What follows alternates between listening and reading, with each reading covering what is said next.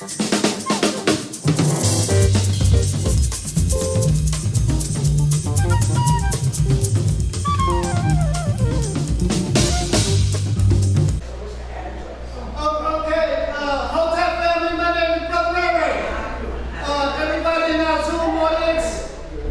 for participating. Everybody in the audience that's at Mackey's, please, the lecture is getting ready to start. You can get her number later. Okay. Ladies and gentlemen, my name is Brother Ray Ray. Welcome to the Brooklyn William Mackey Jr.'s History Club. We meet here every other Wednesday in honor of William Mackey Jr., Louis Ray Rivera, Dr. Professor Amos Wilson, Elhaj Malik Ashabaz, Brother Gil Noble, Dr. Ben, Dr. Clark, Ivan Van Sertima, and all the historians, Professor George Simmons, all the historians who gave up fame and fortune, Mr. Leola Maddox. We meet here because we want to keep their name alive. We don't want people to forget about her. There's one thing about Sister Leola. She had an old car, and she worked in Patterson, New Jersey, and she drove that old car to the UAM every Wednesday because she believed in lectures, and she believed in bringing people together. So we want to keep these people alive because they gave up a lot. And a lot of them did not have a lot of money. They're not like these people today that got millions in the bank because they chose to go another way. So we meet in honor of them, and we want to keep their name alive. So Brother Rajiv, we're going to come over to the books we have. I call this the Amos Collection. This is in honor of Amos Wilson and Brother Sababu in African World Info Systems. We meet here to sell his books and to bring the information that Amos studied for years. Over here we have Blueprint for Black Power, Amos Classic. We have The Psychology of Self-Hatred and Self-Defeat toward an Information of the African Mind. That's the latest that Sababu finished in honor of Dr. Amos Wilson. We have Black on Black Violence, the psychodynamics of black self-annihilation in service of white domination. You hear a lot about black on black violence. This thing must stop. We must do something about it. Amos wrote this book a long time ago, and very rarely do you hear anybody mention anything about Amos's classic. Also, S.K. Damian, Distorted Truths, The Bastardization of African Cosmetology. That's a classic. Cosmology. Amos's classic, Awakening the Natural Genius of Black Children, The Falsification of African Consciousness, Eurocentric History, Psychiatry, and the Politics of White Supremacy. Also in honor of Louis Ray Rivera, who used to come down here and talk for hours when Professor Mackey left us. Jazz in Jail, and Amos's classic, African-Centered Consciousness versus the New World Order, Garveyism in the Age of Globalism. You hear everybody talking about the New World Order, you hear it all the time. Amos wrote that book a long time ago. So now we have some other publications that we have in honor of the Mackey's group. Charles Hamilton Houston and the Struggle for Civil Rights, Jeannie Ray McNeil. Excellent work. Tim Wise, White Like Me, Reflections on Race from a Privileged Son. We just have these here. Theodore Allen, The Invention of the White Race, Origin of Racial Oppression in Anglo-America. Sister Carol Alexander, The Unspoken Truth About Racial Divide, White Rage. And you hear that a lot.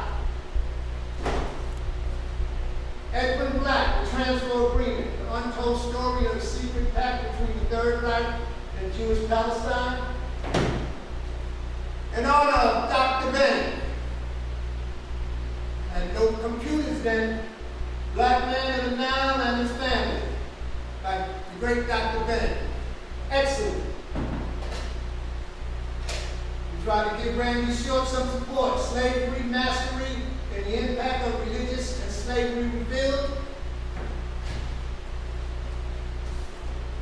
These two books. You want to know anything about the COVID?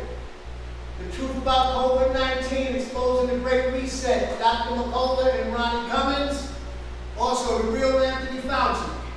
Bill Gates, Big Pharma, and the Global War on Democracy and Public Health. These sources is unbelievable.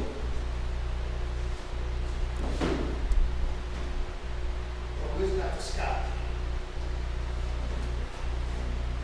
Our friend out of Atlanta, Georgia, Dr. Scott Whitaker, Medicine. We support Dr. Scott with his book, The Causes and Solutions to Disease, Malnutrition, and the Medical Sins That Are Killing Us. And also, our brother, the Irritated Genie, just finished his book, Jews Are the Problem, World War III, COVID-19, Media Censorship, Food Shortage. Ayo Kamati did an excellent job on this. It's a small read, and we have a couple of these here. But if you go on War on the Horizon, you can order his book. He did a good job on this, and I want to give him a hand for that. Thank you, Brother Ayo. Now I'm going to tell you a few events that go on in the community because information is the key. Tomorrow, Thorough Black Talk. Ted, Keisha, Ashe, and Brother Blacksmith. Facebook Live, that comes on at 8 o'clock. Saturday, our Philadelphia family, Blog Talk Radio, with Sister Empress Chi, Sister Filet, that comes on at 10:30 on Blog Talk. Then you type in Empress Chi, scroll down to New Day Resurrection, and they hit me from 10:30 on to. That's an excellent program.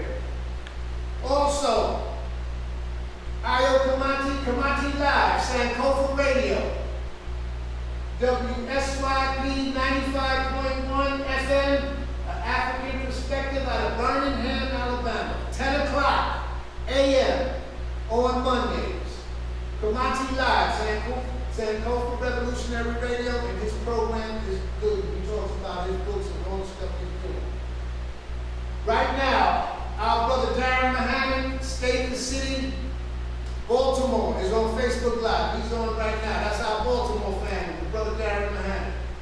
And on Saturdays, WEBFR 1590 AM, Glen Burnie, Saturday at 12 o'clock, Instagram, Mohammed the Kamek, and Facebook Live. But he's on now because he comes on a Wednesday and a Thursday.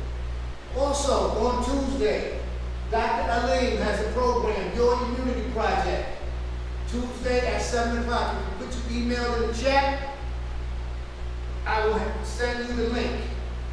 Now, we have on Tuesdays at 5 o'clock on Manhattan Neighborhood Network, Community Cop with Brother Mike, Noah Leader, Julian Harper, and our Community Cop family. That's on Manhattan Neighborhood Network, 5 o'clock. Excellent program. And on YouTube, you can see all the history of all of the Community Cop program. And on YouTube, BK William Mackey Jr. History Club, you can see all the lectures that we have here. Now, Semotech. Give me my phone out there. My phone in that bag right there. If you go on Semotech website, that's all right, y'all. If you go on Semotech with Dr. James McIntosh, this Saturday, they're having a tribute to Dr. John Henry Clark. If you go in the Semotech Live, Semotech website, they have a Zoom presentation honoring Dr. John Henry Clark. That's this Saturday. Semotech and Baker. So it's Saturday and Sunday. It's Saturday and Sunday, Semotech and who, Brother John? Clark House. Dr. Clark House. Going for the education for people with African ancestry. Okay, so Brother Charles will bring that up when he comes up. So that's going to be an excellent program, 2-day event on Zoom. So I have the information on my phone. You put your information in the chat, and I'll send you the Zoom audience. That's a simultaneous internet. So those are some community events. Also on Fridays at 8 o'clock, African Echoes with Brother Trust. That's an excellent study group, and they are doing on Fridays Psychology of Self-Hate and Self-Defeat. They're doing Amos's book, and that's an excellent program. If you put your email in the chat, I will send you the link. Also on Saturdays, the Know Thyself study group out in Asbury Park with Brother True. They have an excellent study group with Brother Trust, and they're doing the destruction of black civilization. That's Saturdays at 1 o'clock, I believe. So these are just some programs that give information to the global black community. Now, without further ado, if anybody that came here and missed Brother Charles before, he was willing to come back. He's a member of the Sons of Africa study group. And his lecture today, we want to give him a big hand, is SANKOFA.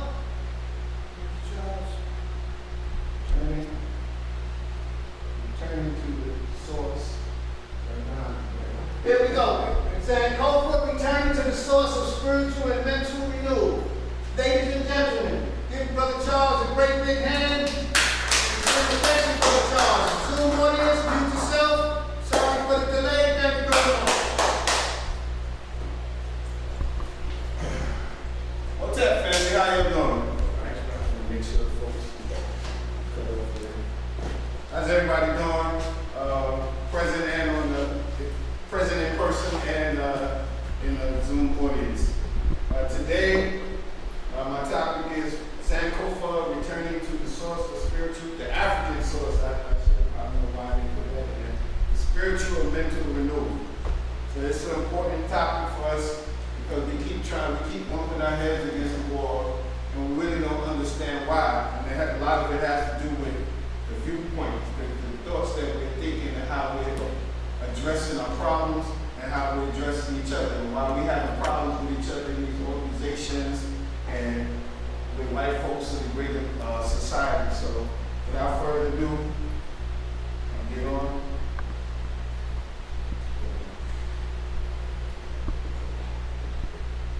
So we're not going to do a libation. It's too late at night to be doing libations, but what I am going to ask is for a profound moment of silence.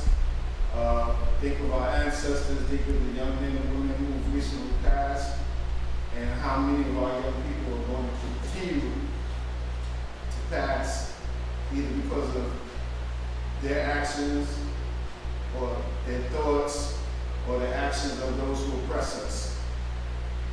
We have to live in the spirit of Marcus, the spirit of Amy, both Amy's, the spirit of Queen Mother Moore, the spirit of Leola Jeffries and Leola Maddox, nurturing these children, teaching the children from the womb until the tomb is the job of us as African men and women. So let's have a profound moment of silence as we think and call on our ancestors and our Creator, most of all, to be with us, to strengthen us, and as Dr. J always says, give us hope and vision for the future.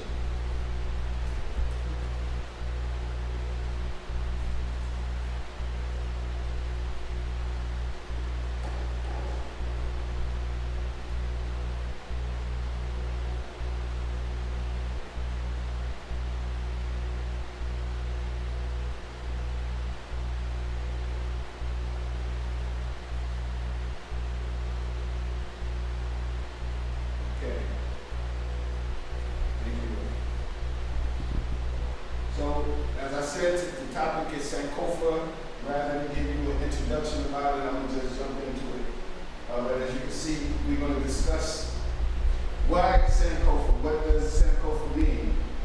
We're going to discuss the challenges and insufficiencies of the culture that we're currently living in, a survival culture.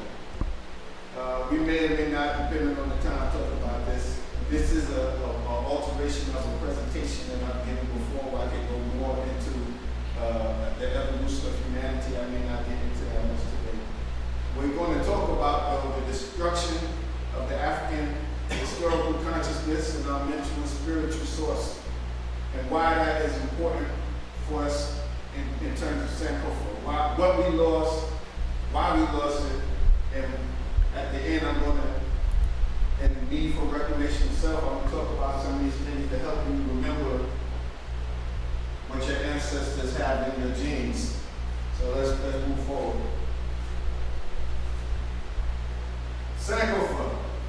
It's an Akan being the people of Ghana, West Africa. It's an Akan concept, and the Dinka, which is the symbols, you would either see it as a bird, a mother bird, reaching back for her egg.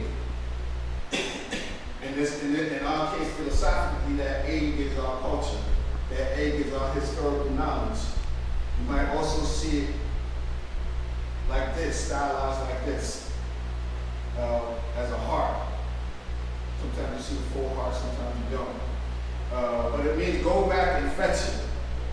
Go back and fetch your knowledge. Go back and fetch the wisdom of your ancestors. And so this is what we must do, and this is why we get into this topic today. Now we have challenges currently, right? I get some feedback. We have challenges, or everything's okay? Yes, we have challenges. So these are some of the challenges. According to the Nielsen being one of these that's always doing studies and surveys and polls, according to an article that they put out dated 2018, African Americans have an estimated $1.2 trillion spending power. Yet we manufacture, distribute, and or sell a minimum of the amount of goods and services that we need and use. Africans at home on the continent and abroad have high unemployment rates for those who can't work or want to work, because there's a whole other statistic of people who just stop looking on the market, right? They're typically criminalized here in the U.S. and in other places, even on the continent, I'm going to say, even in their own countries, and have limited access to opportunities that we can use to create our own businesses in this Western-controlled economy, especially African men. Now, why I go alter this? Because even on the continent, like I said, in their own countries, Africans are criminalized, Africans are minimized, Africans are kept out of the mainstream of the politics, economics, and culture. In Egypt, just went to Egypt at the end of May, beginning of June.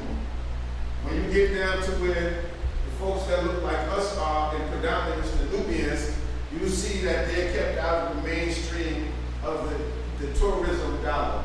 And the tourism dollar for Egypt is the biggest dollar. That's where most of their income is coming from, making statues and hotel, the whole tourism industry. They have these little boats called tuk-tuks that are ferries. The Nubians were on those, but the hotel wasn't really letting them get access to us as a tour group. We had 87 people on the tour with that Happy Film folks. Shout out to Taki and Felicia and Sister Brittany and everybody working on the Happy Film. But we're kept out of the mainstream, the main flow of making money, the mainstream of creating culture. Even though we're the most creative people there, they put us in the creative slot, but they don't let us control the production or distribution of any of our creation, even in the creative industry. And this profoundly affects how well we, if at all, can build and maintain African families, communities, and nations. Because if a black man can't make money to take care of his family, is he predisposed? Is he inclined to want to go that route? Or is he going to abandon them if he does have some? Even we know that there are a lot of brothers that are doing the right thing, but there's far too many that we also know that are doing the wrong thing. That's right. So we have to speak on it. But I don't want to stereotype brothers, and especially going on film. And folks think there's a lot of folks that I know personally that take care of their children and have long sustained marriages. Dr. J is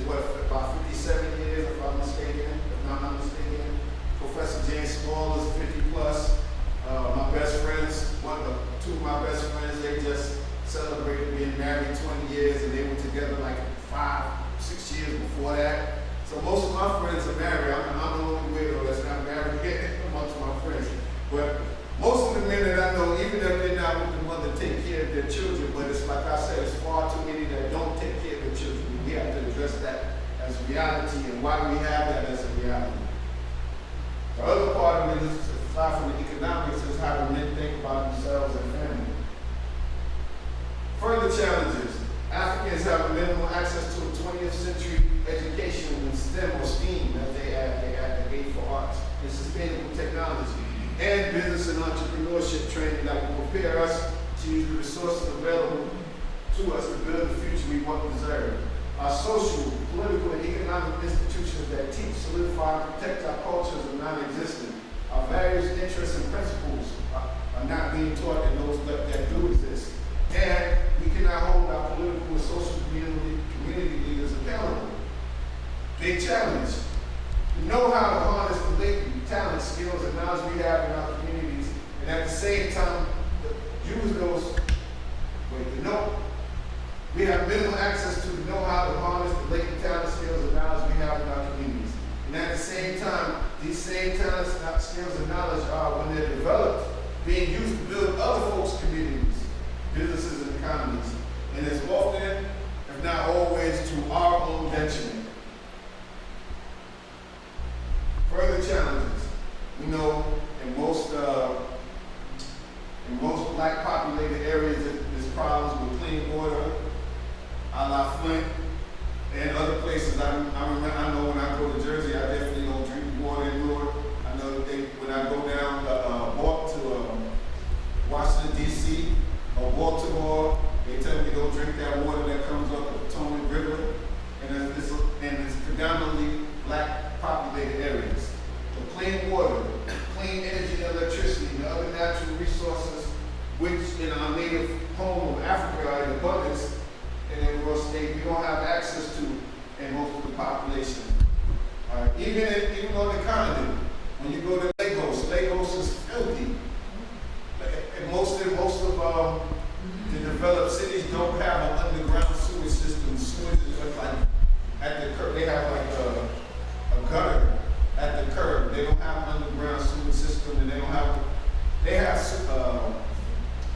some water filtration plants and things, but they're not developed in the way that they need to be for the population that they, is taking care of. A city like Lagos or a city like Cairo, where we were just recently, is not built up sufficiently to keep the residents healthy, to keep the land healthy, and to provide enough fresh water. So everywhere I've gone so far on the continent, we have this problem where they tell you don't drink the water because aside from just like the basic stuff of tourism and traveling, there's the microbes that your body may not be used to. The water is not being filtrated properly, so it's not what we here in America or in New York might consider clean water. But even the water in New York is not really clean water, really. Most of my friends that are healthy enough, they don't even drink New York water. But anyway, I digress. The same resources being used the same resources at the same time we're being denied access to them. They're being accessed, refined, and utilized by Europeans, by Americans, by Asians and Arabs to build their nations. The goods and services and the cultural expression we don't have access to. Those that promote positive images of African cultures, various interests and principles which would propel us forward. And we don't have access to affordable, modern, and sustainable housing and control of the communities that we live in. Further challenges. These are the deep challenges. Africans have profound scars from various historical sources, not just the slave trade or the Middle Passage or Ma'afa, which is mentioned here. Let's go further back to the Romans, the Greeks, the Hyksos, and then later the Arabs, and all the foreign incursions onto the African continent to get what we had. We talked about the Ma'afa, the European-controlled transatlantic slave trade, but it was also an Arab slave trade, a white slave trade that preceded that. In fact, the word slave is rooted in the word Slav, which is the Eastern European peoples that the Arabs, in places like Turkey and further down, captured and sold, and they sold a lot of white women into slavery in this period. But there was also some of that going on the continent. Jim Crow segregation and colonialism after the Ma'afa, right? Colonialism, Europe, Britain, Portugal,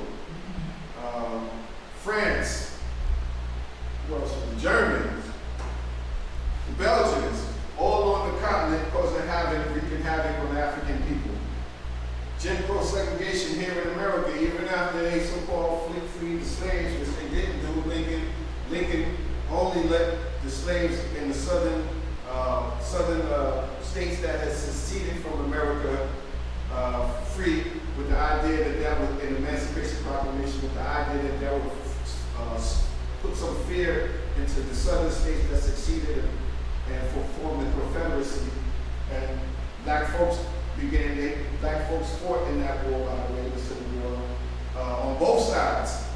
But we have black brigades that were going down there. Most famous, for you that study, would be Harriet Tubman and her excursions, or Robert Small coming out of South Carolina and his incursions and his capture of the boats in South Carolina.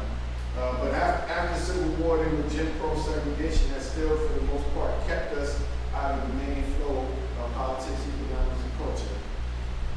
Following the Civil War, and in conjunction kind of with Jim Crow segregation, there were terroristic assaults on African neighborhoods and towns. Tulsa, Oklahoma, Gainesville, Rosewood, East St. Louis, and other places, assaulted by white folks under different names, KKK, Ku Klux Klan, and other groups, white citizens, council, and so forth, terrorizing African people as we tried to build a new future for ourselves. Then on the continent, there was neocolonialism. Neocolonialism is a so-called, when the African countries got their freedom on paper, but when it control of politics and economics, white folks were still in control. Even as there was a Western bloc trying to, particularly led by America, this is the, what they call the superpowers, the era of the superpowers, America and China being two predominant superpowers. And so on the continent of Africa, the superpowers were vying for control and access to the resources. And so assassinations, coups, constant coups taking place. Assassination of Patrice Lumumba. Belgians and European Americans are the ones who put that together to keep him from taking control of his country. At the same time, Nkrumah, or just before Nkrumah in Ghana goes to Asia thinking he's a communist and he's got the support of the communists, and he finds out he don't have no home to go back to. They financed the coup in his country, Ghana, and he can't go back home. But his brother took him in Sekou in Guinea. One was the chick, one was the president. I forgot how they split the title. They split the leadership as a symbol of Pan-African brotherhood. And then here in the States, as well as these Jim Crow attacks by these poor white folks that are frustrated, we have attacks on us like COINTELPRO, the federal counterintelligence program, state programs like Boston, and New York City programs, and other cities had programs. And then most folks don't talk about it. We talk about the federal, military intelligence, state intelligence, local intelligence, but we never talk about this one, corporate intelligence. Confessions of an Economic Hitman tells us all about corporate intelligence. They may not use the word corporate intelligence, but that's what it is. That's what analysts do. Analysts get information and break it down so that, and in this case, the corporate powers can utilize it. And they decide who they're going to help finance, who they're going to have taken out, who they're going to support the government, what kind of programs they can put together, an NGO style or some nonprofit style to make it look like they're doing something for the people. Corporate intelligence allows them to do all of that. And we often leave that out of the equation. Further, these are a lot of challenges, y'all. Unjust harassment, criminalization, sentencing, and incarceration of ordinary black civilians, especially our activists, going back to COINTELPRO program, who are now correctly deemed political prisoners and prisoners of war in the prison industrial complex. Now, this title here, political prisoners, is typically used to talk about people who are in prison because of their politics and organizational work. So you have folks like our recently freed Baba Sekou Odinga, other Baba Baba that just got released. He was at the African Street Festival too, just sitting there just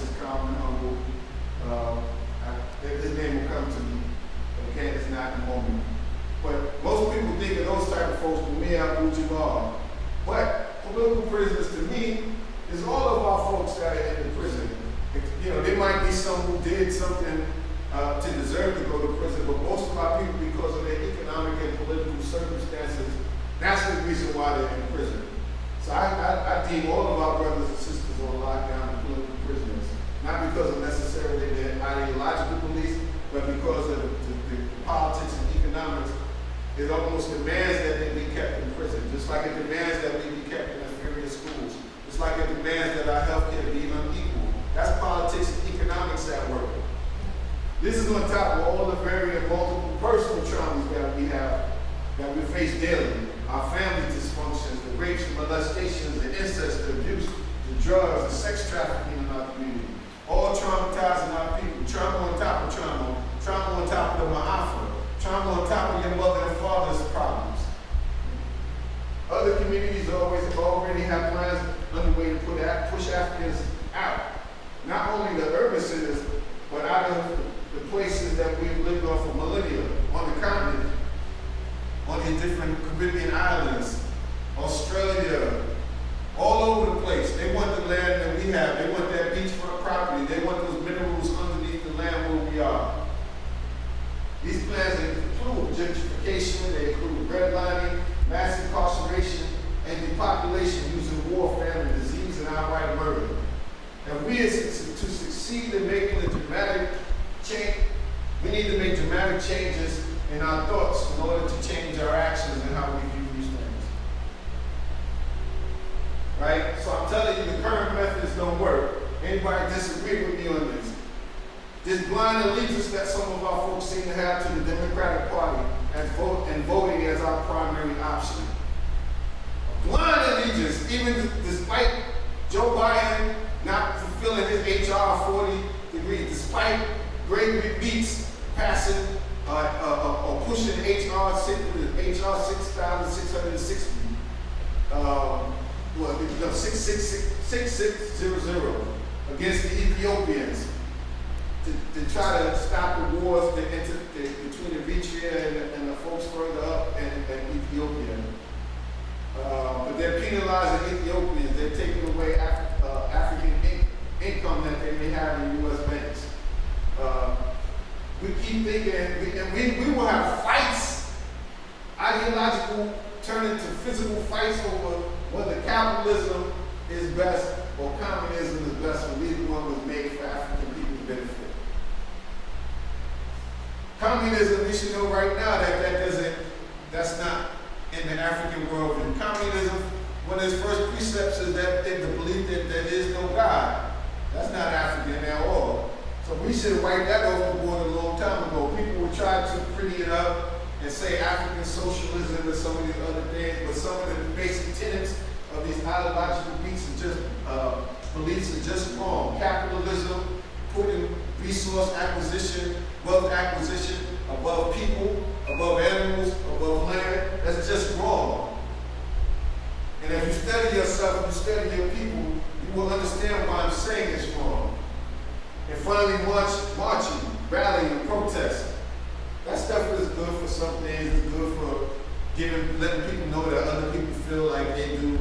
It's good for letting people see that there are more people that think like them, that there are other people that are angry, to share the energy of being together, right? But ultimately, these things, the people have already factored in after you do these things for a while, that you're going to peter out, and eventually that it'll be back to business as usual for them. These do not work. These strategies are strategies for surviving. Survival culture versus thriving culture. Survival culture is just allowing you to get through kind of each day with enough food, clothing, and shelter to keep on living.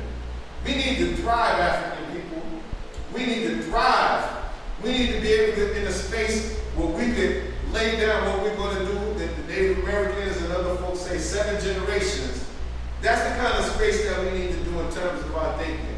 And many other ethnic groups are thinking that way, but the African, because we're in a survival mode, is not thinking that way. I remind you of the words of our great elder, W.E.B. Du Bois. A system cannot fail those it was never meant to protect. We keep looking at these things thinking they're failures. But it's not a failure, it's success. It's exactly what they planned for it to do. I work with social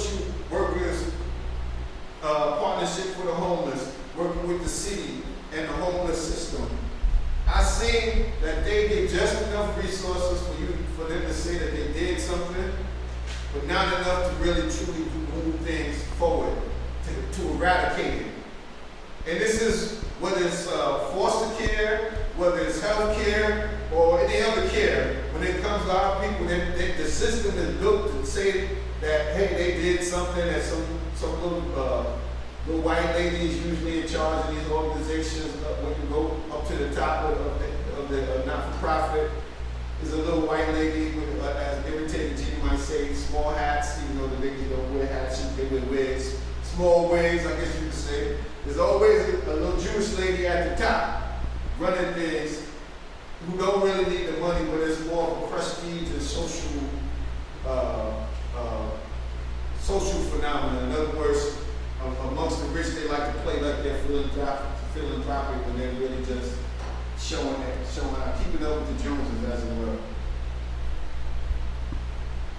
So we have to go back and reclaim, go back and fetch SANKOFA, our humanity, including and reclaiming the best of the at least 2 to 3 million years of our experience, scientific knowledge, thought, and spiritual understanding, our African VIP, values, interests, and principles of the universe.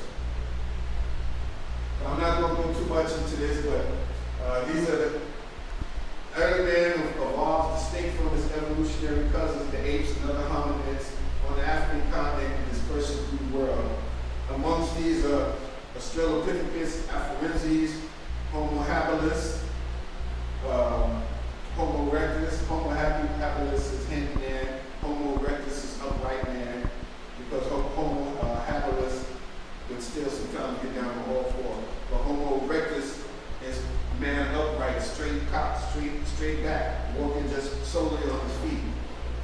Homo neanderthalis, some people say this is a strain of humankind and primarily that Europeans emerged from. But there's different research you have to go through your own studies. Homo sapiens, actually it's Homo sapiens sapien. That's man knowing, or knowing man knowing. This is man when we start to think for ourselves, and this is who we are that we need descendants of. Homo sapiens sapien. And so you can see just quickly, Australopithecus africanus is the first to be classified as a hominid distinct from the other hominids. Other hominids include the apes and other similar great ape, chimpanzees, and so on. The first finds the most recent finds of this strain of humanity 3 million years ago, where? Southern Africa. Australopithecus robustus, that's the robust, what they call southern ape. He's the first find that they found with large tooth and bipedal, being walking on 2 legs. Again, where is that? Thank you for that. 1.5 to 2 million years ago estimation. Homo habilis, handyman. This is the first type to be labeled as homo, as man. The first that we see using tools. Where they find that? Eastern Africa, estimated 1.5 million to 2+ million years ago. Homo erectus, erect man, the first to use fire, also the first that we see using more sophisticated tools and walking fully upright. So this one is still sometimes down on all fours. And again, this one is now we start to see dispersion first in Africa, Southern Europe, and Asia, 1.6 million to 2,500 years ago. Homo sapiens neanderthalis, he made tools. He's not the first one to make tools. He made tools, but we see him burying his dead, possibly caring for the sick and using language. This is the period where we start to see more of an emergence in Europe. But that's only 500,000 to 25,000 years ago estimation has been found so far. There's some other finds that have come up recently that so they constantly adjusting what their papers are. And this is again Homo sapiens sapien, knowing man knowing. That's modern man who we inherit from. And the earliest find for Homo sapiens sapien, sophisticated man, is where? In East Africa, and also recently, or the last time I updated this, in Morocco. And so far the findings are indicating the existence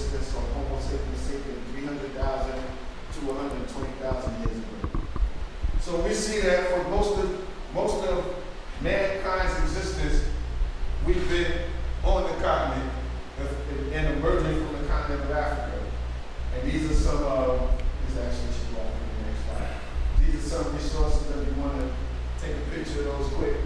Smithsonian magazine, the article was Rethinking Neanderthals for the definitions of Australopithecus africanus, robustus, habilis, and so forth. You can go on dictionary.com or look in your own dictionary. And then Homo sapiens sapien, world's oldest Homo sapien fossils found in the rock. That was the most recent article that I had at the time that I constructed. Now, you see Lucy Dinkinesh at the bottom. Let's talk about this lady right here. Dinkinesh, one of the most complete skeletons found to date from the early hominids that flourished between 4.2 and 2 million years ago. What did I say, family? 4 and 2 million years ago. Where was she found? Let's see where she's found. She's found in Africa. That East Africa Homo sapiens sapien found was Dinkinesh. Discovered by scientists in 1974, the estimated 3.18 million year old, that's 3,180,000 million year old. Lucy was named, she was named Lucy by the white folks because they like the Beatles, but Africans have called her Dinkinesh. And these are actual images of the finds. And this is a computer facsimile and recreation of what she might have looked like when she was alive.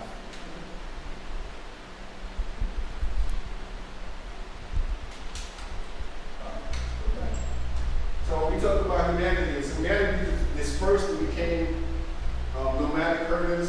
Others became what they call hunters and gatherers.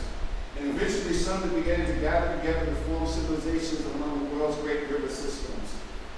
These are the world's river systems.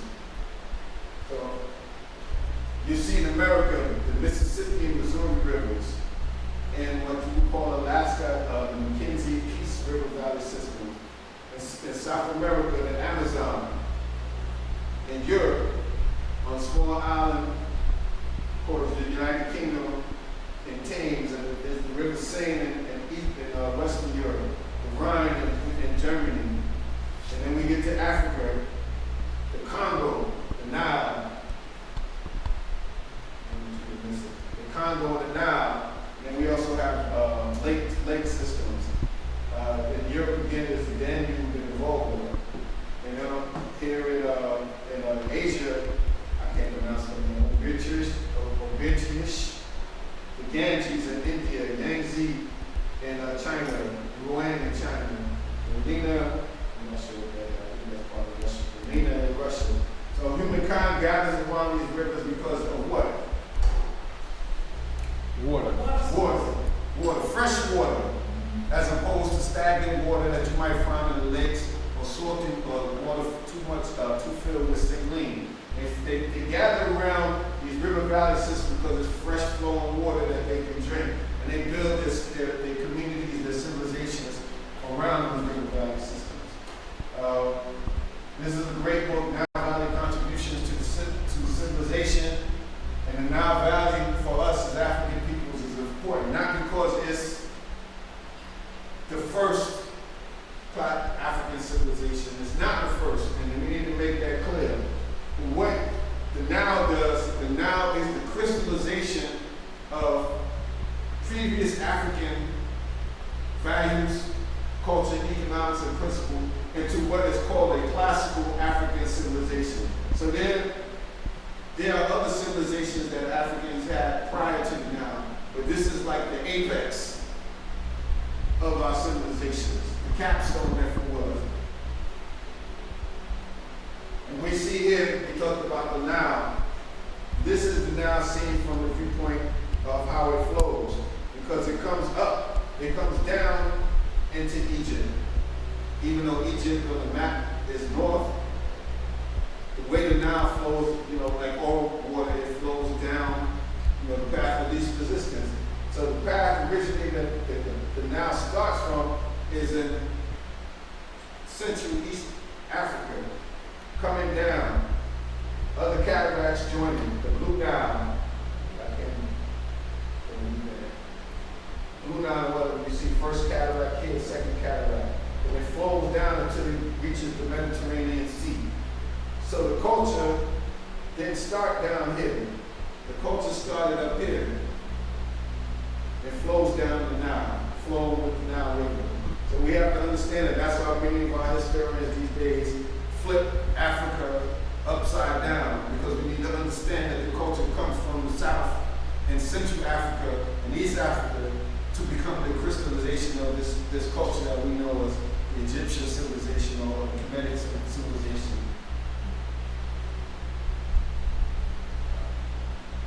I'm just run through this. This is a book I have, a pretty good historical atlas of ancient Egypt. Let's just quickly look at what Egypt and Africa compared to Europe and the development of the human timeline.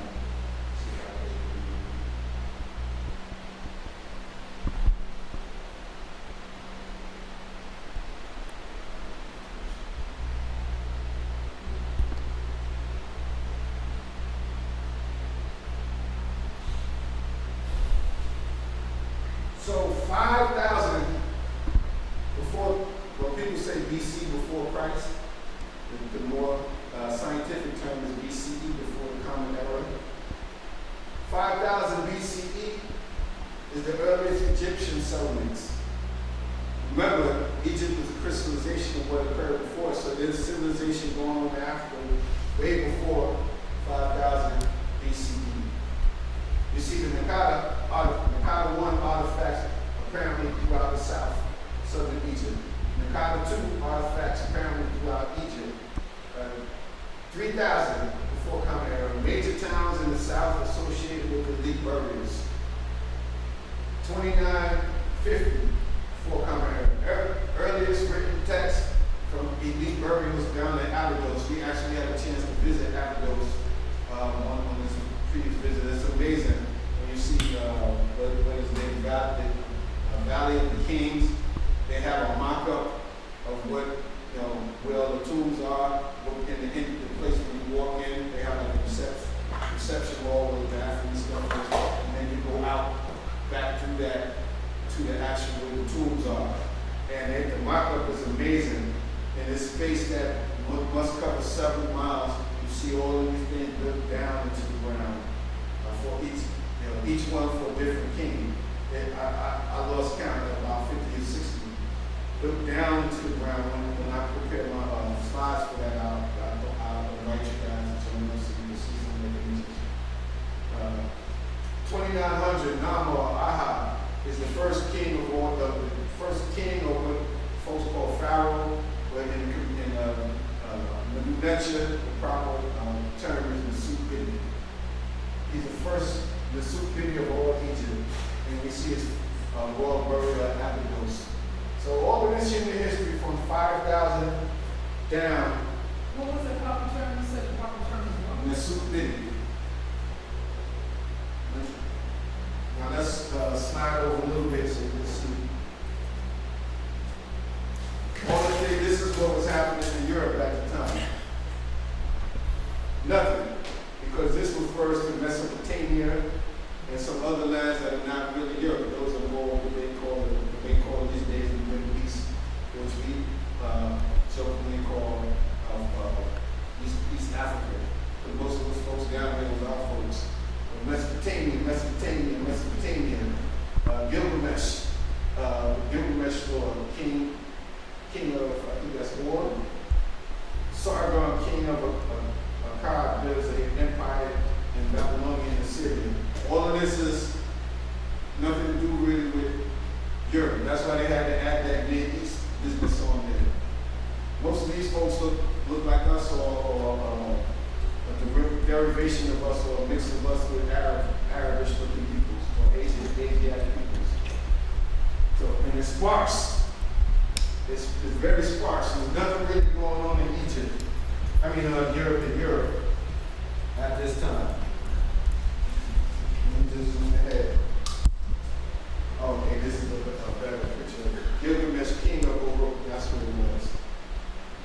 I did an insert.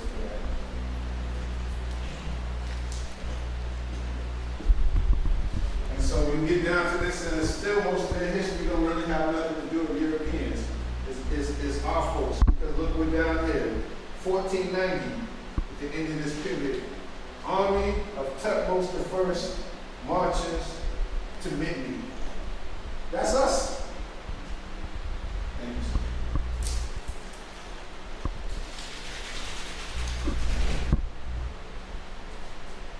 So I'm gonna skip over this, but the basic, you can see that there's not much activity that has directly to do with Europeans until this period, about 1489 to 841. You start seeing activity and what's considered proper Europe, Greece and Rome and so forth. 1425, the end of the Roman palace culture in Crete. 1400, Florida palace culture in Mycenaean Greece.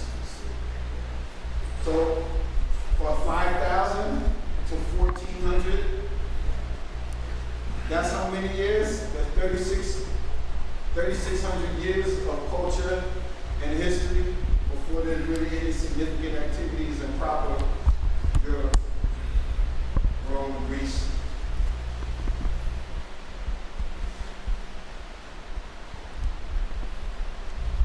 And so this book, Black Studies, this is a great book that you have. Anybody here has a copy of that? If you don't have a copy of this, you might have the old copy. I think it's red, black, and green. It has African continent and America. But this is a more up-to-date. I think he's up to the 4th or 5th revised edition. Now, let's see about Milan Parameter. That's an excellent overview of African history from the continent to Black studies to the Black Power movement, Civil Rights movement. This is an excellent book. If you can't get a copy of it, you need to get it. This man right here is mentioned in the book. This is a great man, Ivan Van Sertima. Ivan Van Sertima talked about the possibility that we were here, that we visited the American continent before the Europeans. He says that there's significant evidence that Africans did not come to America first on the slave ships or as crew members or pilots on European ships, but on their own ships, perhaps as early as 1200 before the Common Era, followed by voyages between 800 and 700 before Common Era, and again in 1311 and 1312 in Common Era. That would be about AD for you folks that follow AD BC. This is obviously contested contention, but there's a sufficient body of evidence which invites serious consideration. Ivan Van Sertima, and they came before Columbus, made a statement, and he argued that not only were Africans here before Columbus, but they helped build the Olmec civilization. Some folks, my big brother, Reggie Baby, and others, contend that there's been updated information that makes some of Van Sertima's theories obsolete. But Van Sertima was the first to bring it to us. Van Sertima, we should acknowledge his greatness. We should acknowledge him for anything that he was able to put down on paper and bring other African scholars together in the Journal of African Civilizations, which they created in the 70s and the 80s, and brought Black studies alive for the common folks. And he also says the parent civilization the Olmec civilization is the parent civilization for the ones that the subsequent ones to come in Meso or Middle America, that would be Central and South America. Since the publication of his first work, Van Sertima has published new data to substantiate his claims. African presence in early America amongst those things. And as I said, he had testified in Congress, and he's worked with NASA and other scientists, leading scientists around the world. Van Sertima died some time ago, and so we continue to honor him and hold space for him on our shrines and thoughts and prayers.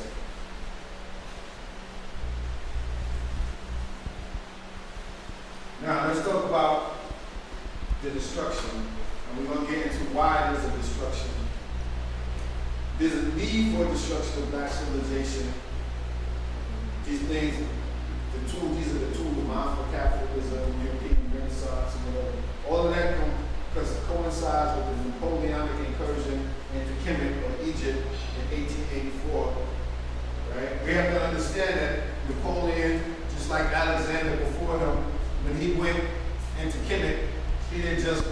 with an army, he went there with scientists, with architects, with botanists, and they stole libraries from the continent. And what they couldn't steal, oftentimes they destroyed. Just as the Arabs, when they came into the continent, especially in places like Kemet, and tried to destroy and took a lot of the holy places, they made them into mosques, they converted them to mosques and destroyed images they considered greater images. And then after, well, not after, but as the Christians and Muslims fight, sometimes the Christian capture the area, and then they'll take that thing that might have been an Egyptian shrine, made it to Muslim mosque, and then turn it into a Christian church. And so we saw many buildings that went through such a process. At one period, they were this, and now they're this, and then they became this, and now they're this. And you could see some of the things that the children over in some of the places where there were African holy symbols, and now there's Muslims holy symbols, or there's Christian holy symbols in his place. We have to understand that when you control a man's thinking, you do not have to worry about his actions, as Carter G. Woodson said. He will find his proper place and stay there. You do not need to send him to the back door and go to it without being told. In fact, if there's no back door, he'll make one for himself because his education demands it. As Biko said, the greatest weapon in the hands of the oppressor is the mind of the oppressed. Because we think European thoughts, because our mores and folkways, as they used to say in my sociology class, are not our mores and our original people's mores and folkways. So they don't even have to wage a physical war on us at this point because we do it on ourselves. So we have to recapture the African mind. Well, in order for us to capture the African mind, we have to understand how we got in this place and why. Why the need for destruction of black civilization? Well, the ancient destruction was the destruction of the knowledge and the sciences, the political military strength that Kemet had. The medieval we'll get into, the modern we'll get into, of course. The ancient spirituality, knowledge, sciences, political military strength of Kemet that allowed these great African kings and many others, Namra, the first king that was Zoser, who Imhotep built the step pyramids and Sankara for Zoser. Nuni, Khufu, Khafra, Menkaure, father, son, and grandson, the three great pyramids. Menkaure, Mentu, Montuhotep, Topos the third, Amenhotep the third, and Ramses, or what they call Ramses, Mr. I forgot the proper name. Ramses the second, who has a great tomb that we all know with the four great statues of Ramses in front. But they don't tell us that there's an equal, there's one for him and there's one for his wife right across from that. Taharqa, some of the last great African kings fighting in the constant battle to keep Africa for African people. They don't want to tell us about our spirituality, that they're borrowing, that as they destroyed ours, they're taking what they're destroying from they're taking what they got from us to create their own. So when you see this African here, or when you see this one, make sure you think of this one. That's what I should say. This man with the lamb, and I have another image too somewhere where they show him with his staff, the shepherd's staff, and then I compare it to the Egyptian video of Pharaoh, because he has the same staff as a shepherd of the people, and then he has a wisdom. I forgot the proper name for it. They don't want to tell us, even as they're destroying our culture, that they were able to build their religious strength, their cultural strength, their economic strength off of what they learned from Africa. So that they could take the greatness that allowed this little boy, anybody know what this is? That's right, my man. That allowed this boy, and you see what color he is, right, by the way. Black all day long, that's right. That allowed this little boy, who was a relatively insignificant king, to become that. The Africans had an understanding that your values, interests, and principles, your understanding of the spiritual world and your place in the world governs how you manage your politics and economics and your ecological resources. So white folks will see this and become overwhelmed with this because they see all that gold and they find all the gold objects in his tomb. But this was a small king. The gold is supposed to be used, the wealth is supposed to be used to maintain the people. The king is the shepherd of the people, the caretaker of the people. With Europeans, because they value the interest system, and us, unfortunately, in turn, because we've been trained by the Europeans, we see this and become overwhelmed and awed by this, when this is just a small part of our value system. But we have to get back to the value system that enabled something like that to happen. In the why the need for destruction? Again, this is the destruction that occurred in the medieval period. We already discussed that in line for slave trade and so forth. Our scholars say the basis of enslavement in America is three factors: the profitability, its practicality, and its justifiability in European racist thought. The profitability of enslavement in commerce and persons.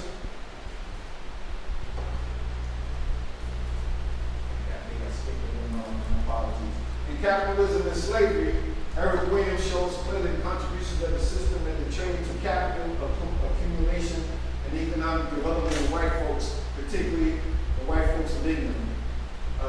Shipbuilding, the rise of seaport towns and connected manufacturing centers. When you go over there, you see all over the place. Liverpool, Manchester, London itself proper. All of those towns were able to be built up off of the wealth of the slave trade. And then the consequential things that the slaves had built, like some towns known as coffee towns, right? Again, that coffee wasn't built, it wasn't grown in England. It was grown here in the Americas by our folks, and to a smaller degree, some of the Native American folks. The rise of seaport towns out there, banking and insurance houses like Barclays and Lloyd's of London. So white folks got rich off of slavery, and they also got rich off of the banking aspect, rich off of the insurance houses and the reinsurers. And they still have that stuff today. They have insurance, and then they have reinsurance, which is the folks that insure the insurers. So, and all of these financial schemes are for the benefit of them and to the detriment of us. That's right. The textile industry, all that cotton that they were building in the South, they were shipping to places like London and the UK to make clothing. In Italy and France are known for cloth, their fine cloth making. But they didn't get all that the cloth, the actual material, from France. They didn't get it from Italy or wherever. They got that stuff from us, from our labor, our ancestors' labor. And from sugar refineries. We already spoke about sugar, coffee, cocoa, all those things coming from Africa and the Caribbean, African people's labor out in the Caribbean and the Americas, and folks that don't look like us reaping the rewards of selling it on a consumer level, but also selling it on the wholesale level, the commercial level. And metal industries. This was true for other European countries as well.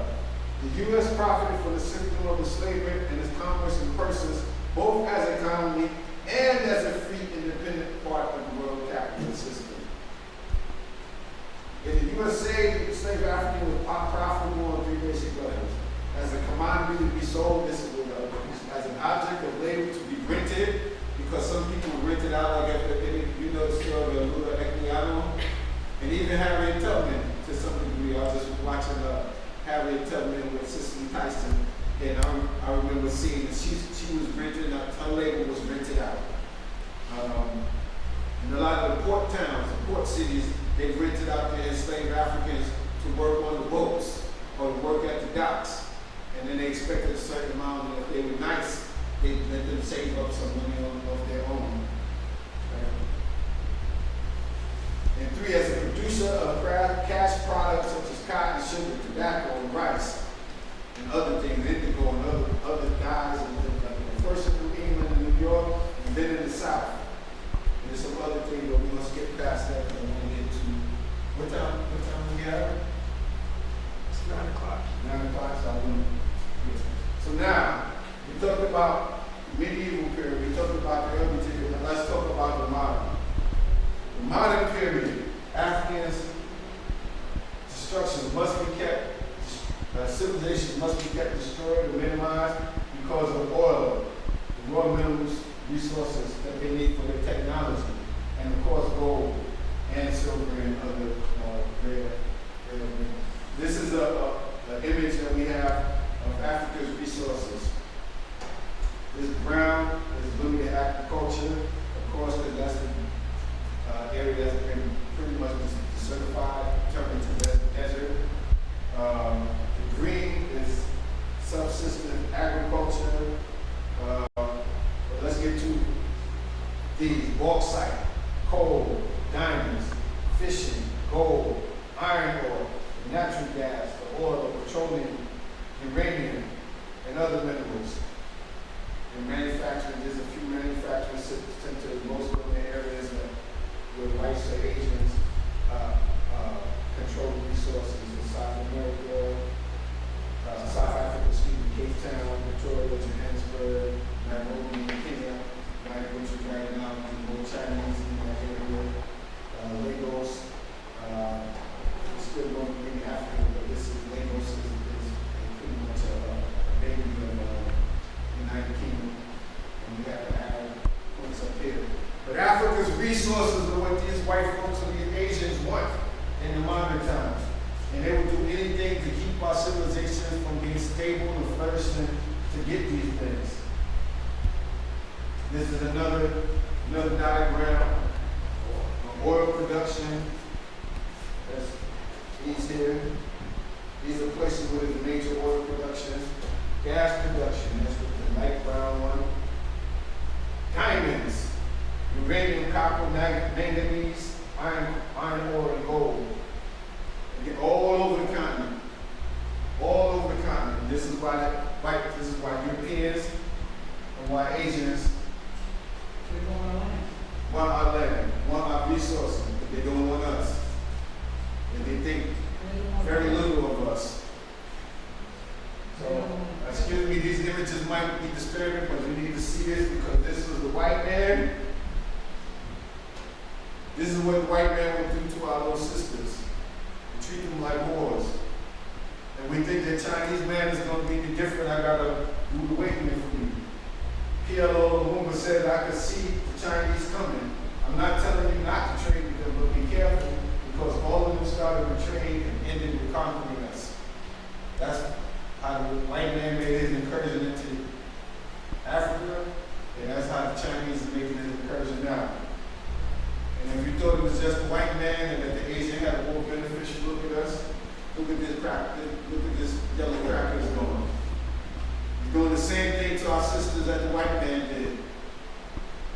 The Chinese are not our friends, family. I'm sorry I have to show you the graphic image, but sometimes you have to be graphic to wake people up. He's treating our little sisters the same way that the crackers did and do, like whores, treating black men like whores, treating little babies, boys and girls like whores. We have to reclaim ourselves, family. We have to go back to the African understanding of creation. The understanding that spirituality governs how we deal with our material. Excuse me? 5-minute break. Well, let's take a break here and then we come back. Okay, Hotel family, I hope you enjoyed the refreshments. Our Zoom audience, before I bring Brother Charles back on, if you got it, take 2 minutes and get an ink pen for the Semotap annual John Henry Clark tribute. It's going to be Saturday, July 30th, and Sunday, July 31st, from 2 p.m. to 6 p.m. The Zoom ID meeting is 850-8151-43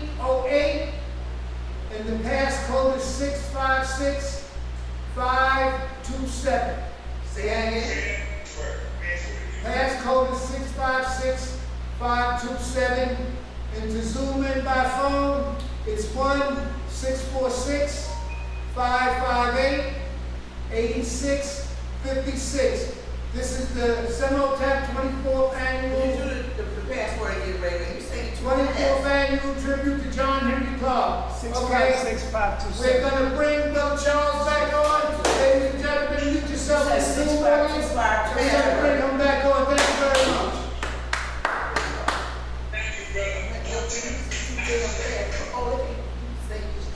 All right, family, so hope we got your munchies and get your sugar levels up. We're gonna get into some African thought right now.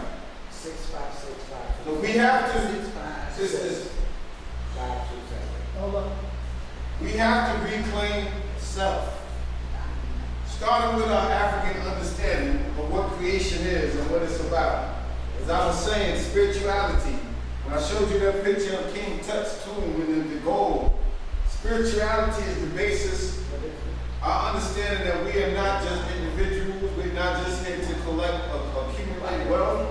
Our wealth is supposed to be used for the benefit of, and shared for the benefit of the community. Our spirituality governs our material use. Africans understand that there is a dualism or complementarity to life. Just as there is male, there is female. There can be no male without female. And there can be no female without male. So when I hear people that call themselves African scholars talking about the black woman of God or is the black woman God, that's a stupid question to me because both of us are God, both of us are divine beings. As Brother Small said, having a human experience.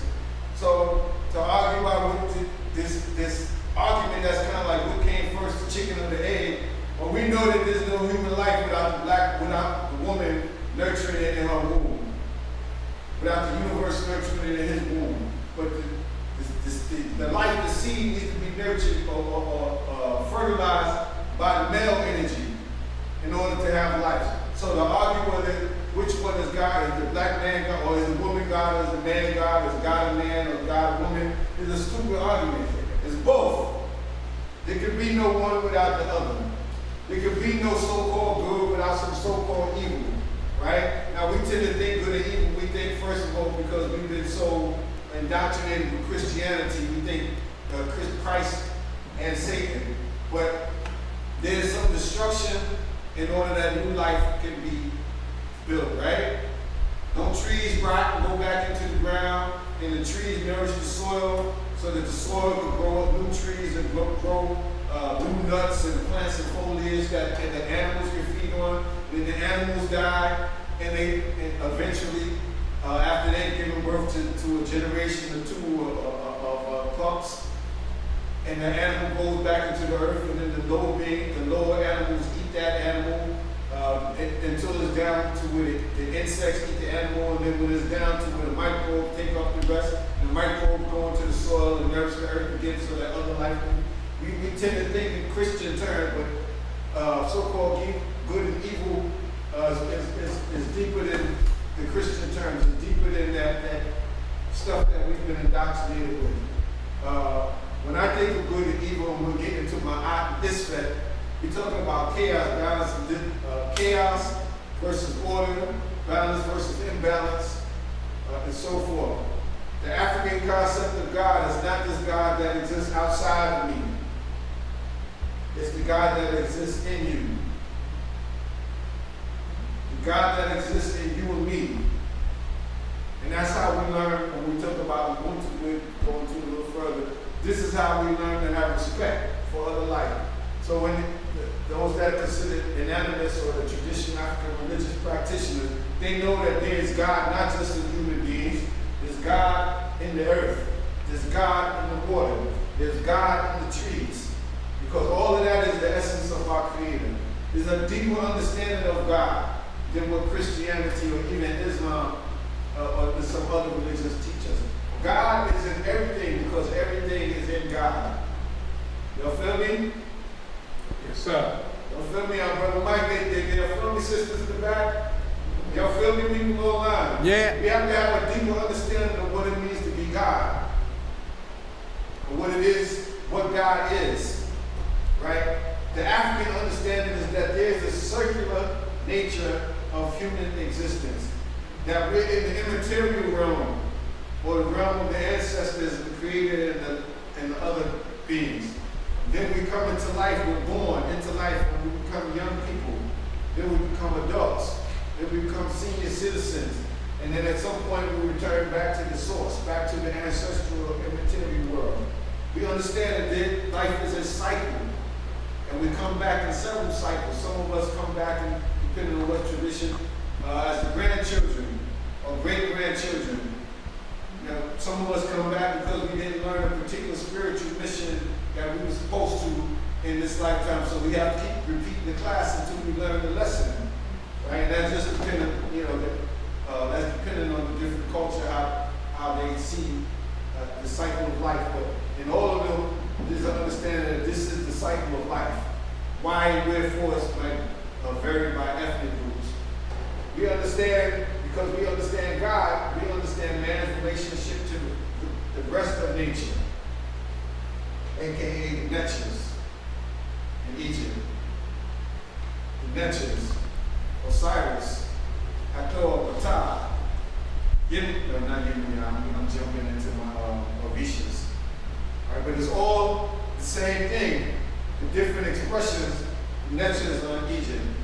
The Orishas are the expression of this thought in the Yoruba culture in Nigeria. The Abasuba are the expression of this thought in Khan culture in Ghana. Right? Loas are the expression, I think it's the Congo, where Vodou or Voodoo, where folks derogatorily called voodoo and hoodoo and all that. The Loas come from African culture, Central Africa. But it's all the same thing. They use different names. It may be different rivers, but it's a river. It may be the ocean. It may be the Atlantic Ocean or the Pacific Ocean or the Indian Ocean, but it's an ocean. The expression of the energy in nature is what we're looking at. It just has different names because of the different geolocation, right? And if we want to, we can even acknowledge that what they call syncretism of Africans being forced to practice Christianity and Islam. And they take these African understandings of our relationship and the energies of the God, the divine nature that is in nature itself, and they transplant it to St. Barbara, St. John the Baptist, the picture of Christ and so forth, and the saints. We take our knowledge, and because we can't practice our traditional religion, we put it in Catholicism, right? And those little angels. So when you see little Puerto Rican brother or sister from the Dominican Republic, they may not know that they're African. They have these things there. That stuff that's being practiced, that's not what the white folks originally gave them. That's African knowledge being hidden so that it can still be practiced. Or what they call, in sociology, I believe we call that syncretism. We have to get back to the principles. All of these things are more than ideas. The principles and actual practices of our ancestors manifest through Ma'at and correlationally Isfat, 42 declarations of innocence, which go by other names, and we'll get into that. The 10 virtues, the idea and practice of Ubuntu, and the idea and practice of Iba Pele and the Ifa of Yoruba tradition. So let's get into that book so we can. Ma'at. Look at this beautiful black woman.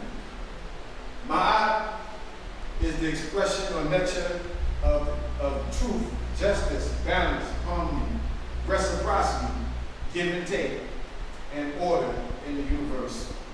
It must be true. It must be justice. It must be balance, as we were talking about. It must be balance. It may tip this way one time, but eventually the scale has to come back either so that side is higher or until it's found to be even. The best is when it's found even. There must be some harmony. There must be reciprocity. Many of us are into white folks mode and we want to take, and we don't want to give. That's not our tradition.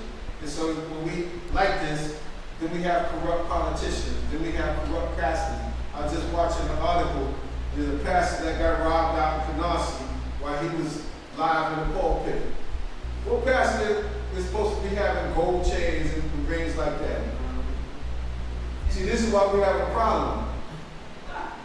Prosperity preaching and all that. Our leaders are supposed to be leaders for the preachers. If they have wealth, then wealth is supposed to go to keep the community, to help the community. It's not supposed to be, I mean, if they had who got gold chains and everybody else in the community was well fed, there wasn't children being assaulted, they had a school of their own, then you could accumulate some wealth to show how prosperous and well off your community is. It's not just for you to be showing how well you are personally, it's for the benefit of the community. And this is one of our major problems. This is one of our major reasons why we're not in balance, because we have lost the idea and the importance of ma'at as a value, interest, and principle in our life, and practiced. Because it has to be practiced. This is Isfet. But this particularly is what they call Apep, the snake. The Apep was a personification of the idea of Isfet. Chaos, disorder, destruction, and disharmony.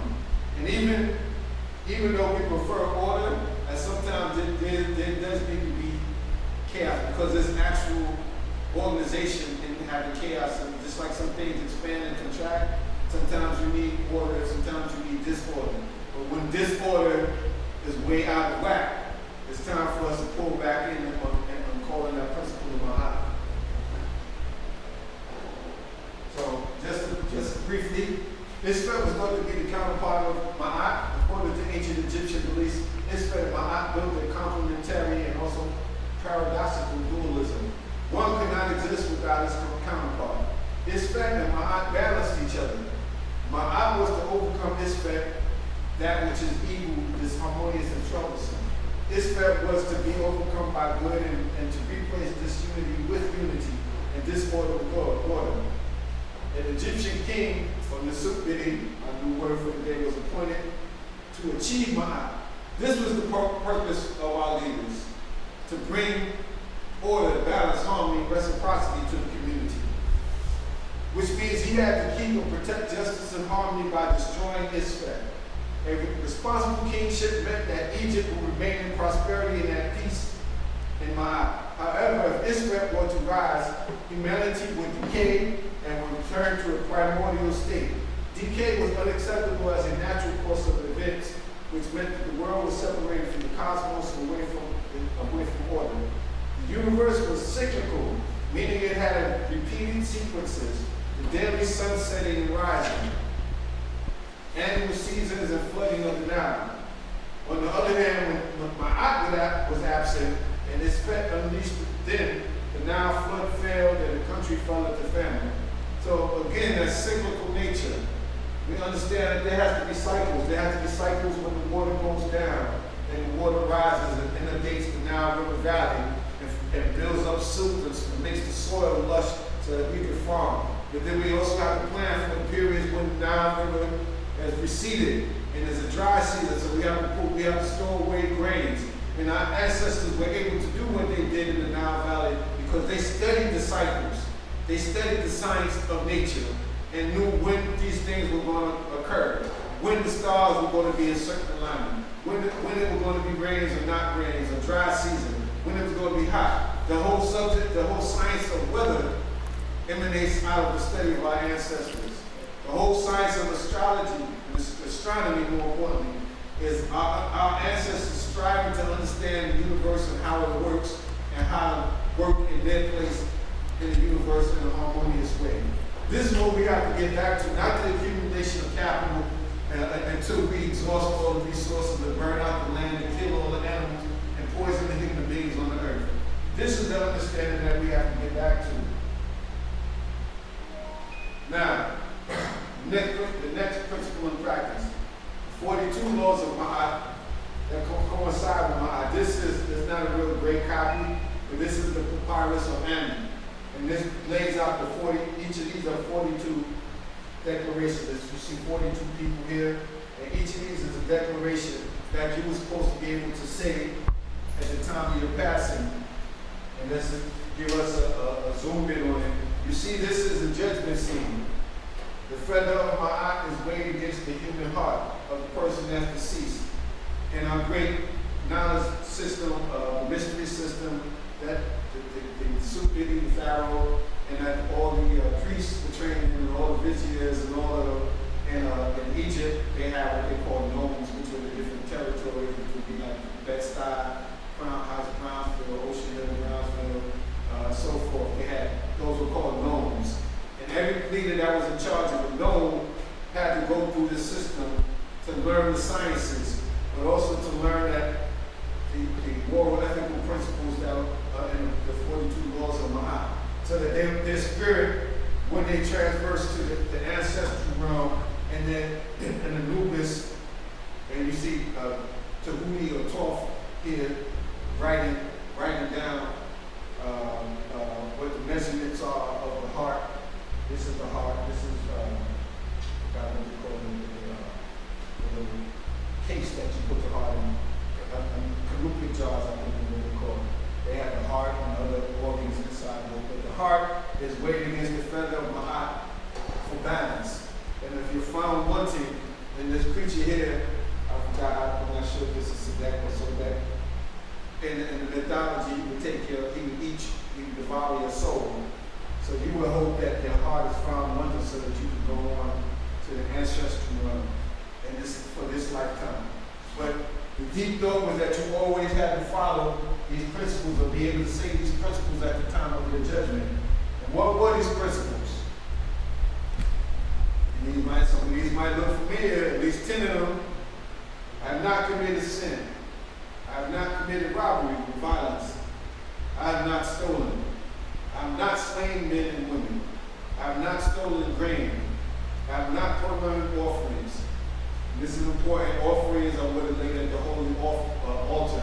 I've seen this written other ways, as I have not taken what belongs to God or the Creator. I have not stolen, again, I have not stolen the property of God. I have not uttered lies. I have not carried away food. I have not uttered curses. I have not committed adultery and have not lain with men. Now this is a man saying this, by the way. It's important we know that this is the papyrus of Ani. So this is his confessions and that were found in his tomb. So the Egyptians clearly had a viewpoint on the rainbow folks. I have not committed and how anathema, not necessarily because it's man with man, because it's bull carnal sex. Sex is not just something that you engage in physically. Sex has a spiritual dimension, an energetic dimension, a divine dimension to it. And it's meant to procreate life and build a relationship with your partner. It's not just for physicality and lust. And so that's why you see it expressed. I think this is expressed another time also in the confessions. This is also called, by the way, the 42 Declarations of Innocence, the 42 Negative Confessions of what white folk call them. When you see Wallace Budge's translation, it says the 42 Negative Confessions. And in recent times, as Africans have been studying the hieroglyphs, or what we call properly the nature, we call it the 42 Laws of Ma'at. And so forth. So you see, I have made none to weep. I have not eaten the heart. That is, I have not grieved uselessly or felt remorse. I have not attacked any man. I am not a man of deceit. I have not stolen cultivated land. And farming being important in those times, meaning he's not stolen anybody's farm. I have not been an eavesdropper. I have not been a slanderer or gossiper. I have not been angry without a just cause. I have not debauched the wife of any man. So you see, this comes up several times. It's very important we understand the sacredness of marriage and that male-female bond relationship and what it portends. Because if there's no male-female creation and unity, then there is no family. And many of us are falling down and building our families are falling apart because we do not understand the sacredness of the bond of a man and woman and how important it is to build that type of bond when we are not holding up our families the way that we should be. I am not debauched, again, I'm not debauched the wife of any man, I have not debauched or soiled the wife of any man, and he repeats that twice here, as it says, because he has to, those 42 deities that are in 42 negative confession diagram, he has to say it to two of them. Actually, he has to say it to several of them, but this is repeated specifically to the two that accompany each other. And I suspect one might be a male and one might be a female. It continues, I have not polluted myself. What are you eating? What are you drinking? I have not terrorized anyone. I have not transgressed or violated the law. I have not been wrought. That means, having wrath or expressing wrath or being under the word. I have not shut my ears to the words of truth. How many people today would have a problem with that one? How many people know what's right and ignore it? How many people see wrong being done and just film it on their camera and walk by it? I am not blaspheming. I am not a man of violence. I am not a stirrer of strife. I have not acted or judged someone with undue haste. I have not pried into matters. I have not multiplied my words in speaking, which meaning talking too much. I have not wronged. I have wronged none. I have done no evil. I have not worked witchcraft against the king or blasphemed against the king. I have not stopped the flow of water.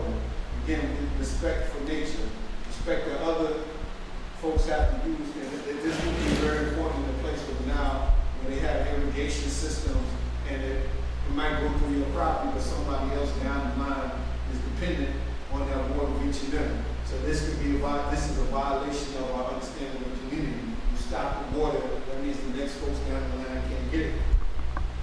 But this is what white folks' accumulation of capitalism is doing, figuratively. You good? Okay. I have not stolen the bread of God again. The leavings for the off, the leavings for the netchers and the creator are very important in the African tradition. In Egypt, they have temples, and the European tradition, there's temples or shrines. And I assume that our Akan community, there's shrines. And so we're not stealing from the shrines that are dedicated to feeding the energy of the creator, feeding the energy of the netchers, of those energies that support the work of the creator. I have not carried away the kinfood cakes from the spirits of the dead. This is offerings that people might leave, at the cemetery, because we understand that our people, though they may be dead in flesh, they're not dead. The spirit energy still lives. And so feeding them becomes important, and it is important in all African tradition. I have not snatched away the bread of a child, nor treated with contempt the God of my sin. I have not slain the cattle belonging to the God. So now we're going to talk about principles and practices.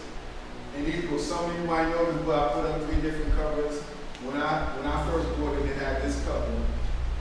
This might be the latest cover. In the 90s and early 2000s, this was the popular cover. But in that book, George G. and James lays out the 10 virtues. And these are the virtues, again, that the ancestors learned in Kemet, in Egypt, in the so-called mystery school, of the schools of knowledge. The first you had to master was controlling your thoughts. The first and most difficult. How many of us can control how we're thinking? Many of us have problems. I know a lot of times I talk to people about meditation. They can't meditate because they can't stop thinking. They can't just be in the moment. Control of thought, control of action, steadfastness of purpose, remaining steady in purpose. So much so when you master these things that you can start to show evidence of a mission. You don't even have to necessarily practice that. Once you practice these, this will almost lead to this. Because people can see it in you. People can see that you have a mission. I can't tell you how many times I walk by people or I talk to people that I grew up with, and they're telling me that they always seen something in me that I didn't even really recognize in myself. Because I was on the process of mastering this as a young man in my 20s. So people will see once you're on that right path, and you will exude that you are here for a reason. You're not just a brother hanging out in the corner. You will, or sister hanging out in the corner. We have to begin to identify again with higher ideals, the African values, interests, and principles. And that's a principle with a practice, because it's something we have to do do every day of living, reclaim our African selves. We have to have the evidence of a call to spiritual calling. We have to, if our families are going to hear it. Master this one, freedom from resentment. Some of us are not speaking to our family members because of some slight that they don't even realize that they hurt us. In order for our families to heal, we're going to have to get past this resentment. So we have to master this principle and practice it. We have to have faith in our master teachers. Our Dr. Benz, our Dr. Clarks, Dr. Francis Cress Wilsons, Brother Sababus, who continue the work of Amos Wilson, Dr. Amos Wilson. We look to those who sacrificed. And there's where you will find your master teachers. That's what I'm going to tell you. Look to those who didn't have to do, but they did. And for me, those are the people that I see as master teachers. All of our greatest leaders, teachers, thinkers had to sacrifice for the benefit of our people. If somebody is living in life of prosperity and being prosperous, I'm looking at it side. Me personally, y'all can do what you want. But they may have some wise words here and there, but the true master teacher is one that gives for his people, her people. When you find those folks, have faith in them, but also have faith in your own ability. Too many of us are leaning on the group, not in a good way, leaning on the group and following what the group does. We have to have faith in our own ability to learn and to do. Stop looking for a black messiah. You are the black messiah you've been looking for. But you have to have faith in your ability to learn and then put what you learn into action. And that will lead us to the final step where we become ancestors and the ultimate initiation and back into direct communication, actually energetic communication, free of this physical constraint that we call the body. Back when we are divine, highest energetic self. That's the true initiation, the ultimate initiation. There's several in life that we go through, right? We go, puberty is an initiation period where they typically have what we acknowledge as rites of passage. Graduating high school is a rites of passage, or initiation period. Going into college is an initiation period. Graduating that, getting a husband and wife, that's another period. Having a child is a big period of initiation to another phase of your life as an adult. But the ultimate initiation for us in each of these physical forms is going back to the essence. And we have to be prepared for that. Now, I put this last, but this might have actually should have been first. Because I'm sure that this predates Egypt and all the knowledge of Egypt. The concept of Ubuntu is a Xhosa word from South Africa. It means I am because you are. Or it says I am because we are, and we are because I am. It acknowledges the humanity, it respects the beingness of every person. Right? No one is above the other, no. I'm equally as important as you are, and you are equally as important as I am. Because neither of us can really exist without each other. Now, this was a great quote that I saw online trying to find a definition of Ubuntu. Ubuntu is the ancient African philosophy that draws on the fact that we are one human family, brothers and sisters, traveling this earth together. Ubuntu means we're all in this together. It's a philosophy that considers the success of the group above that of the individual. That's why I would modify this, because it's not just the success, it's that the success of the group is as important as the success of the individual. Ubuntu starts with recognizing and embracing the humanity, the equality, the value of each person. To engage another person in an authentic way releases the most powerful energy on the planet. With trust and respect, others will give you the benefit of the doubt. Without trust and respect, motivational techniques come across as manipulation. And I remember some of the motivation techniques from when I was doing sales. They had this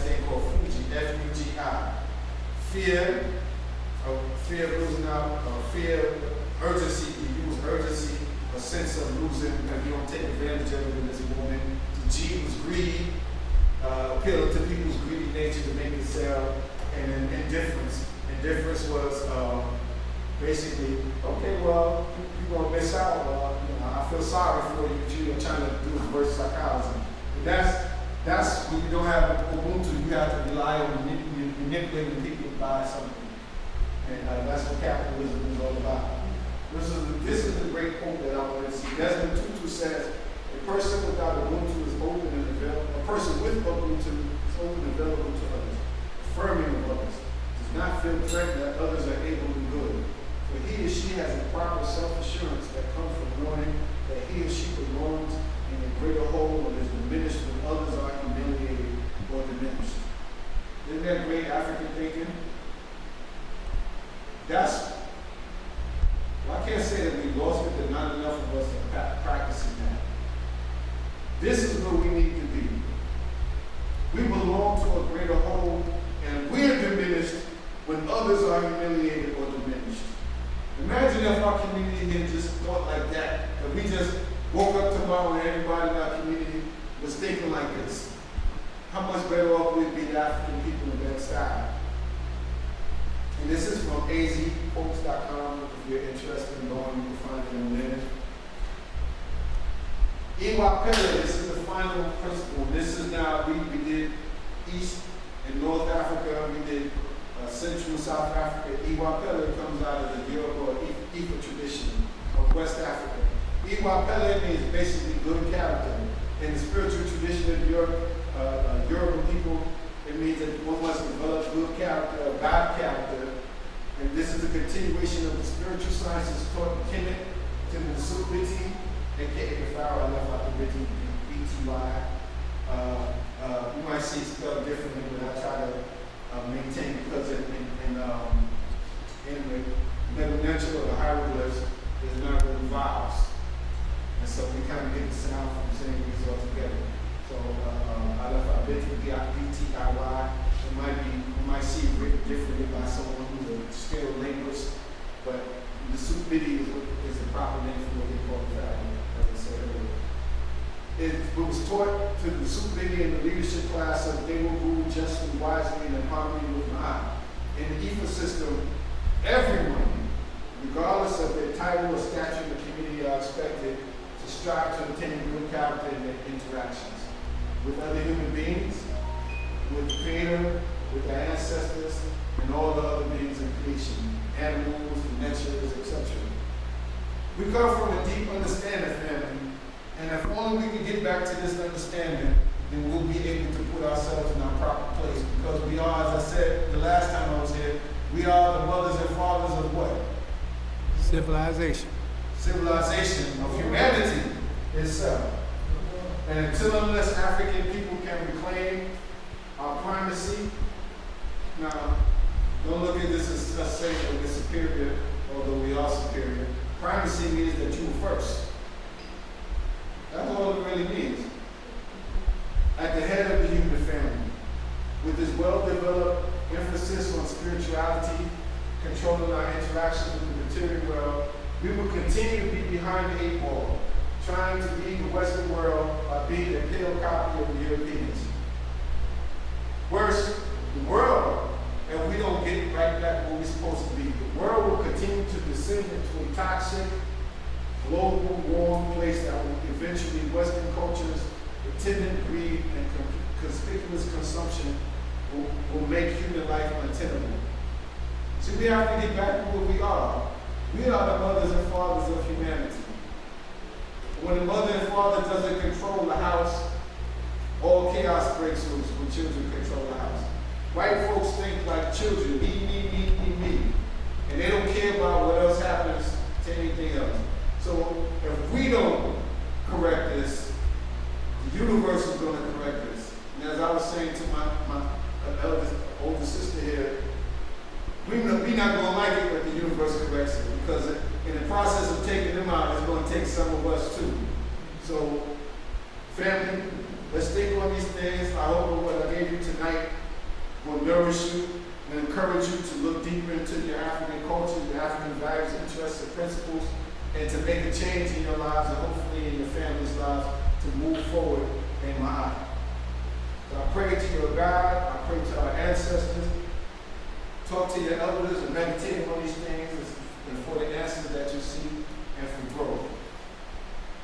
I say to you, Ashe. Ashe. Ashe. Ashe. Ashe. Oh, it is so. Amen. Any questions? Okay, ladies and gentlemen, Zoom audience, we're going to have a quick question and answer. We're going to give the first question from the Zoom audience. Anybody? First question from Brother Charles from the Zoom audience. You can unmute yourself and speak. Who's the first one? Going once, going twice, 3 times, that's a wrap. Okay, anybody from the floor got a question? Comment? I have 2 questions. You sent FPGI, that was fear. I don't know, FPGI, fear, urgency, greed, and indifference. When I was going store to store, working for this promotional company, when we had our, every morning they have us together, just like how Amway and all these folks do, they have these sessions to get the people geared up, psychologically, to go out and make the people at the top money. But we had our sessions in the morning, they taught us these techniques to make sales. Like the Fuji, fear, urgency, greed, and indifference.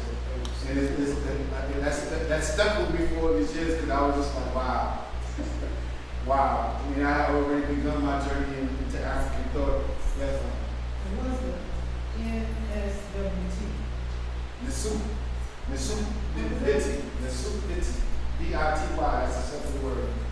That's the proper name for what the Europeans call a pharaoh.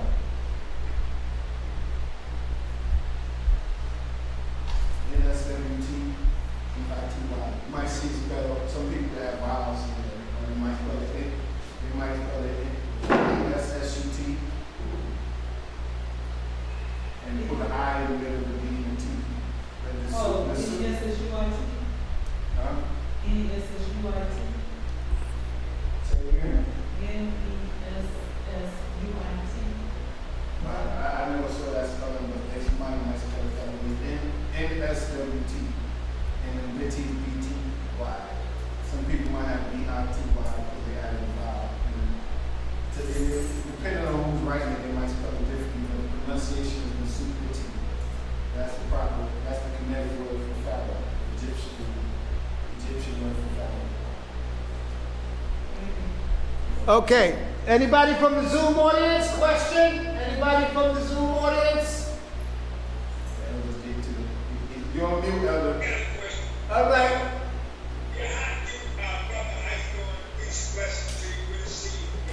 Peace and blessings.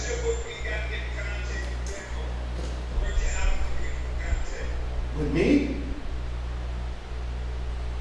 What's your question, Big A? Bob, are you talking about with me or with Brother Ray Ray? I think you're on mute again. Oh. You could give me, send me an email. That's Charles V. Mitchell, C-H-A-R-L-E-S, V.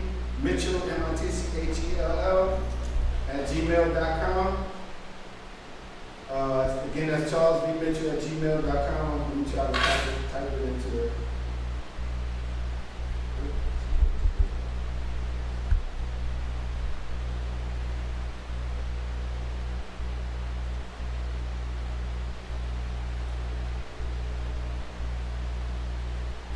So my name, my email is there. Tell them to get in touch with me. I'll give it to them. Well, I'm typing it into the people online, the people that are watching on YouTube. But it's charlesbmitchell@gmail.com, or you can call me 917-561-3581, 917-561-3581. You need me to say it again, let me know. In the meanwhile, are there any other questions, family? Any other questions or comments? Anyone from the floor? Well, Mike, you don't have no questions, or you just ready to Yeah, go? well, I thought, no. You got a question, Raji had his hand Raji? up first. Brother Mike? Oh, okay, well, what would you recommend for, young people right now who probably are more influenced by, the rap music of today as opposed to you talking about African traditions?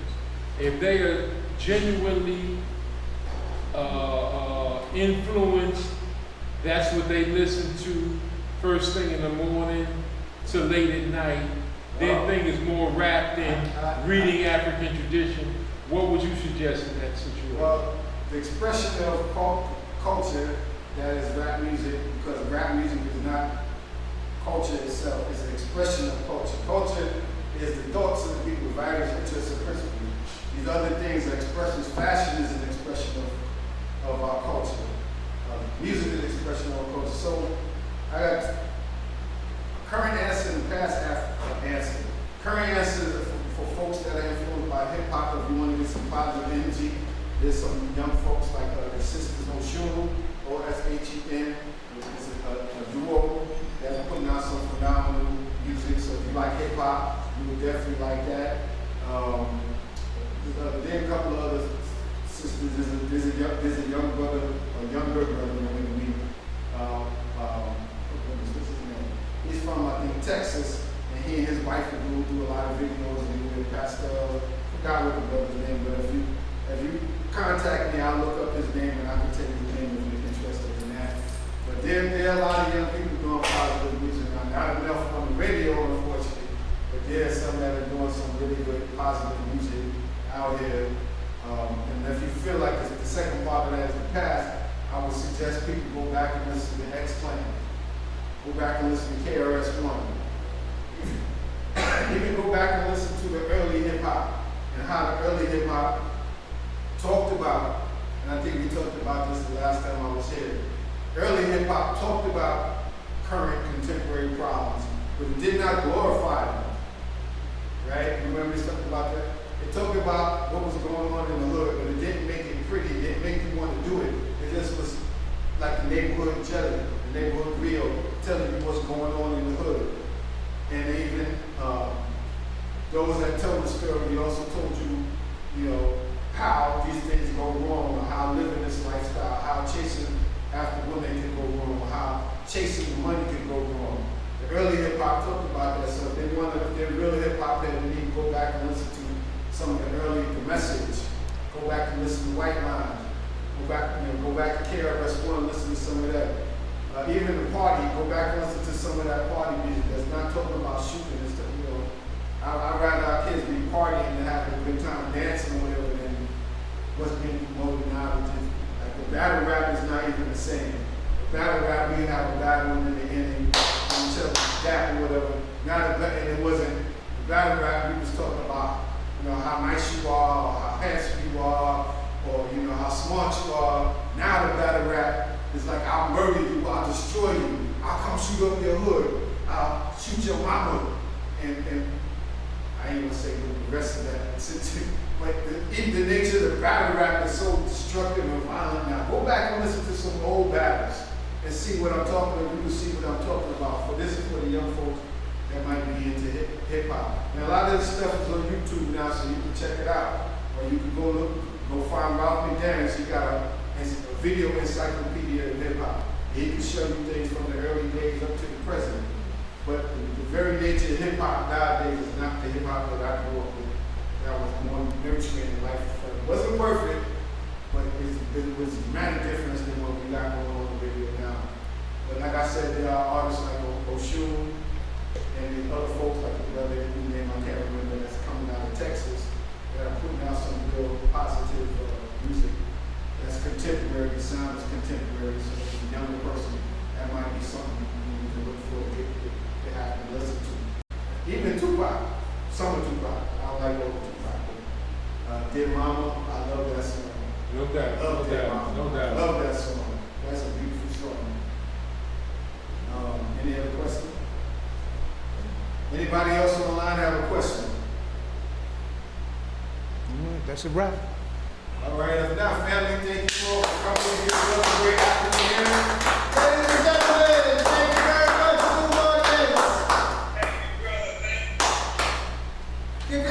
big hand and give Brother Charles a big hand and Zoom audience that came out and support the Brooklyn William Mackey Jr. History Club. Please give yourself a big hand.